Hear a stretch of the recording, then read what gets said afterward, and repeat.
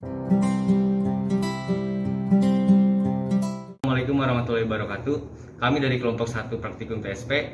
Nama saya Doni Putra Dermawan sebagai ketua kelompok 1 dan ada anggota saya. Nama saya Anissa Muna Afifah. Nama saya Rarah Malia. Nama saya Devia Mutia Mora.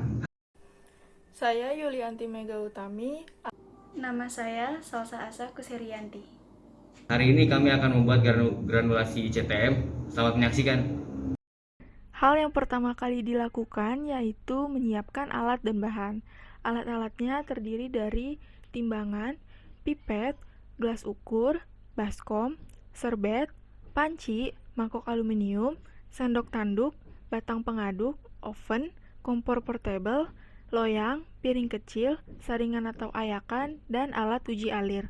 Serta bahan-bahan yang diperlukan yaitu terdiri dari CTM 0,21 gram, amilum 5% 0,25 gram, Mg stearat 0,02 gram, Avisel 102 10% 0,25 gram, talc 0,05 gram, SL 1,345 gram, Aquades 0,75 ml, Avisel 102 20% 0,5 gram. Selanjutnya masuk ke cara kerja. Tahap pertama yang dilakukan yaitu menyiapkan larutan pengikat terlebih dahulu. Pertama, siapkan air dalam panci, masukkan wadah aluminium tahan panas ke dalam panci. Ketika air mendidih, masukkan air panasnya ke dalam wadah tersebut dan tambahkan amilum yang sudah ditimbang ke dalam wadah sambil terus diaduk hingga mendapatkan larutan jernih tidak menggumpal. Lalu di wadah lain, siapkan pewarna kuning 1-2 tetes, beri air sedikit. Masukkan pewarna tersebut ke dalam larutan amilum. Larutan pengikat ini kondisinya harus masih panas, sehingga proses pembuatan granulnya dipercepat supaya larutan pengikat tidak kering nantinya. Tahap selanjutnya yaitu proses pembuatan granul. Pertama, masukkan CTM, laktosa, dan Avisel 102 20% ke dalam wadah dan aduk sampai rata. Kemudian, tambahkan bahan pengikat selagi masih hangat, sedikit demi sedikit, sampai massa bisa dikepal. Setelah itu, ayak dengan ayakan yang kasar, mesh 8 atau 12, sampai terbentuk granul. Lalu, masukkan granul yang sudah diayak tersebut ke dalam oven dengan suhu 60 derajat Celcius untuk dikeringkan. Periksa granul setiap 30 menit atau sampai benar-benar kering. Setelah kering, granul tersebut diayak lagi dengan ayakan halus, mesh 12 atau 16. Kemudian, masukkan granul ke dalam kantong plastik dan tambahkan Avisel 102 10%, talc, dan Mg stearat.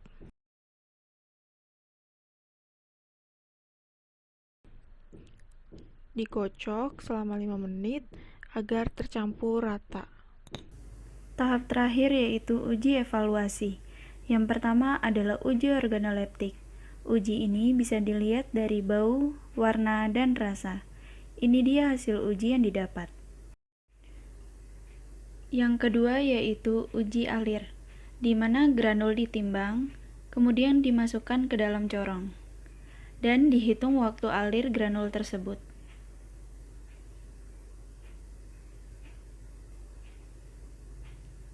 Waktu dihentikan saat granul habis dan turun sempurna. Dari uji ini didapatkan waktu sebesar 25,32 detik dan massa sebesar 1,3 gram. Dihitunglah uji alir granul tersebut di mana massa dibagi waktu dan didapatkanlah hasil sebesar 19,47 gram per second. Hal ini dapat disimpulkan yaitu sifat alir granul yaitu bebas mengalir. Kemudian ada uji sudut istirahat.